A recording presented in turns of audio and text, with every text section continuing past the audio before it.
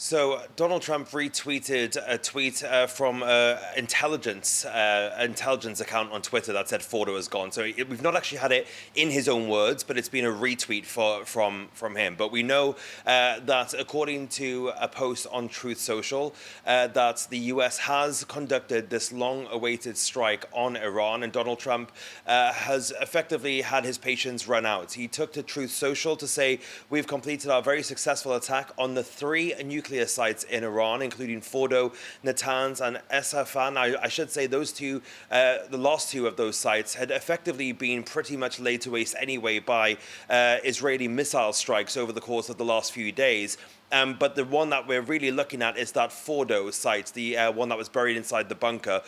Donald Trump continued in his tweet saying, "All planes are now outside of Iran airspace. A full payload of bombs was dropped on the primary site, Fordow. All planes are safely on their way home." He says at the end of this message, now is the time for peace. Now, a quick word on those bombs that were used. They were the much anticipated and much talked about MOPs, the 33,000-pound bombs, the likes of which only the United States Army has, and each B-2 bomber which was used in this raid can carry two of those bunker buster bombs. Now, there was talk in the days before this strike took place that it was not known really. There was a bit of doubt in Donald Trump's mind, according to reporting from The Guardian, as to whether one of these bombs was going to be enough to destroy Fordow. But it appears that each one of these B-2s can carry two bombs, and we don't know how many planes were in that cohort of planes that went to Fordow and to other sites, but